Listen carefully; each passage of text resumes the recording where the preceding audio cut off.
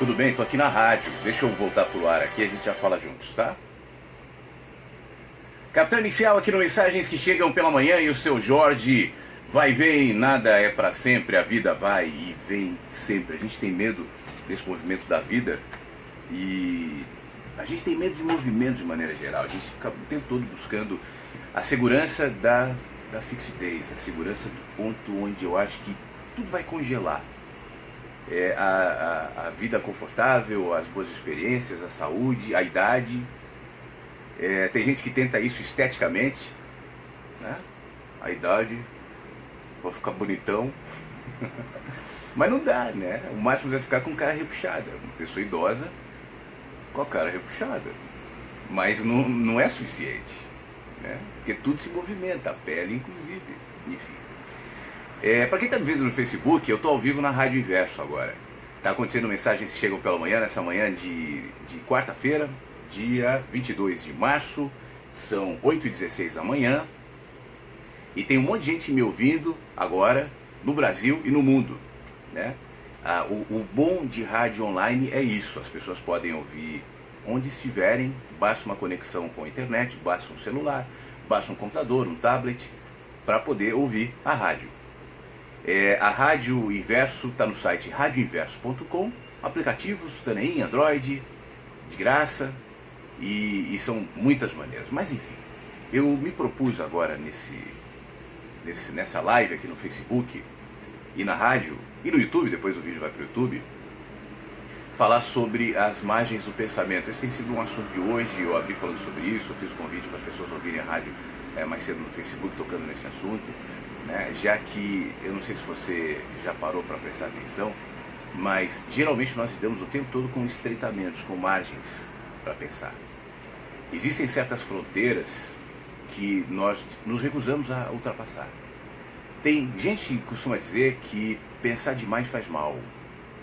Tem ideias que cada vez mais usam o nome pensamento, mente, como algo negativo. Cale sua mente, você pensa muito.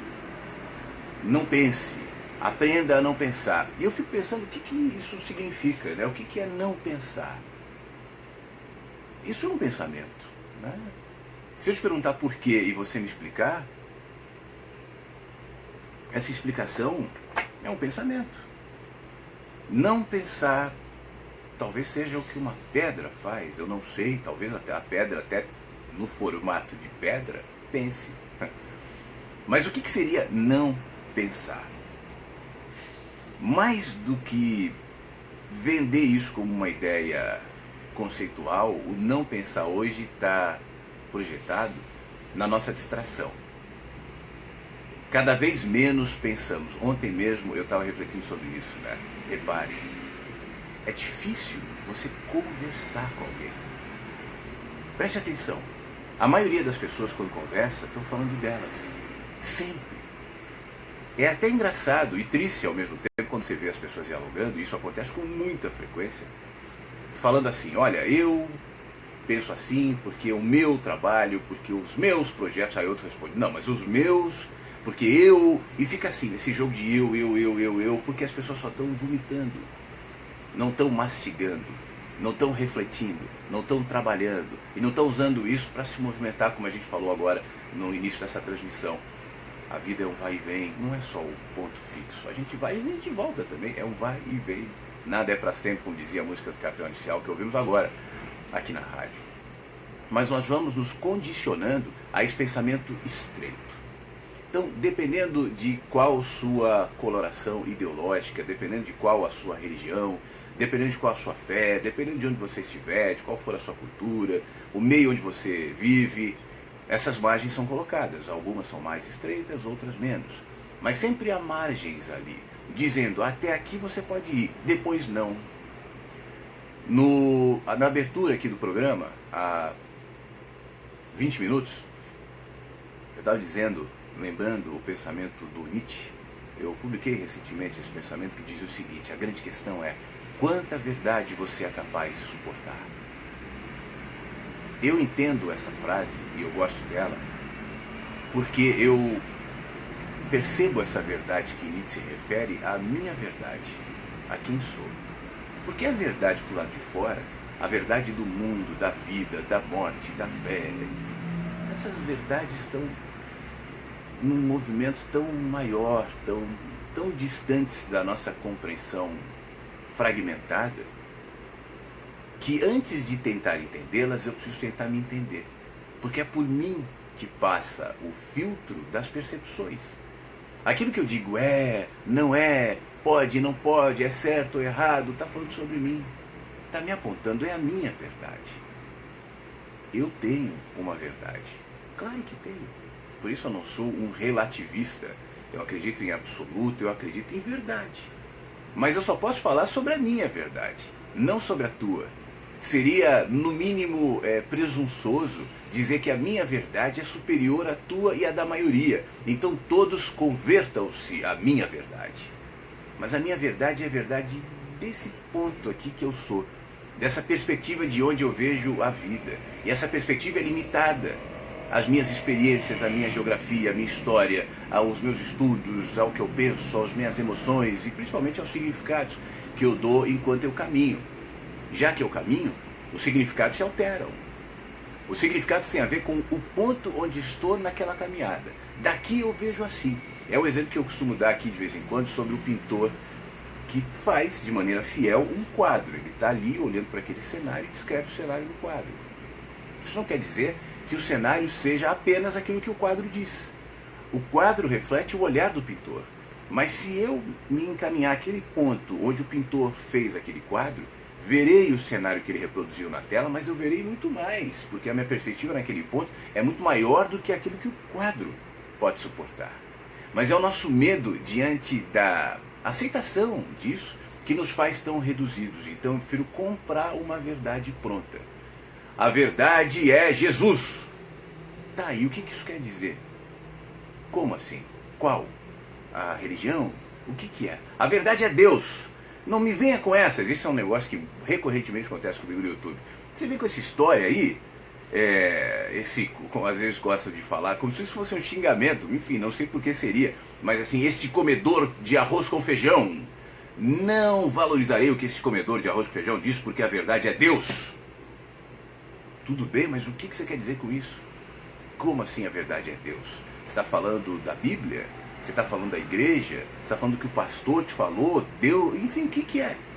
Independentemente do que seja, tudo isso que você aponta dizendo que é a verdade, inclusive Deus passa pelos filtros da tua percepção, do teu julgamento, do teu olhar, do teu entendimento cheio de limites, das suas assertivas, cheias de medo, cheias de distorções naturais de seres fragmentados como nós, e então você diz essa é a verdade, porque é Deus. Eu acredito em verdade, eu acredito em absoluto, mas a minha relação com o absoluto é a partir desse ponto que sou, portanto limitada, portanto em movimento. Então eu prefiro somar à minha verdade a aceitação de que na tua verdade há verdades também. Assim como a minha não é absoluta, a tua também não é. Mas as nossas são composições, são olhares, são fragmentos, são exposições de uma verdade maior. Então vamos no mínimo ouvi-la. Mas para que eu perceba, eu antes preciso entender as minhas. E aí, como eu estava dizendo agora há pouco, as minhas verdades são fruto de onde estou, de onde caminho, de onde penso. Nesse momento, das experiências que me trouxeram até aqui, dos significados que eu fui projetando até chegar nesse ponto. Por isso eu acho fundamental, voltando a Nietzsche, que eu me coloque, me pergunte quanta verdade sobre mim eu sou capaz de suportar.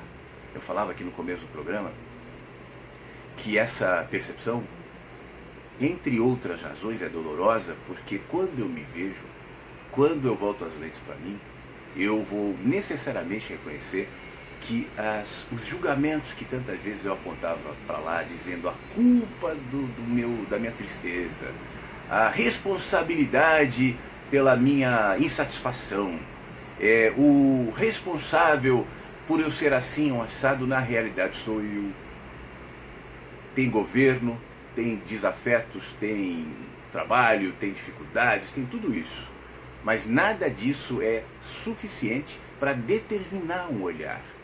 O que determina o olhar sou eu. Me perdoe se eu repetir o negócio que eu falo aqui com certa frequência, mas eu acho importante que a gente pense nisso.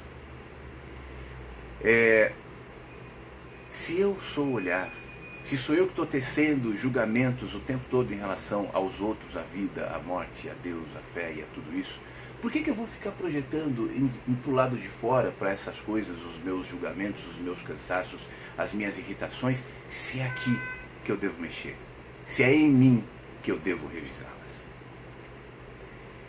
Eu vou aproveitar que eu estou ao vivo na rádio e no Facebook. Geralmente essa reflexão, dessa primeira que a gente faz no programa, o programa vai até às 10, né? Ela é feita assim, direto, mas eu vou aproveitar que nós estamos aqui e eu quero ler o que as pessoas estão falando aqui no Facebook. Eu sei que a pergunta é meio confusa, mas você já teve a sensação de ter mudado interiormente, mas continua o mesmo de antes? Eu me sinto assim. Penso diferente, mas sou a mesma. É possível? Diz a Rebecca Clay. É claro que é, Rebecca. As mudanças interiores são como as exteriores em parte. Você já teve a sensação de se olhar no espelho e se achar igual? Ao se ver no espelho hoje, você se acha igual ontem? Provavelmente. Se você se descrever em relação à semana passada, não vai ser uma descrição muito parecida, ou semelhante, ou idêntica.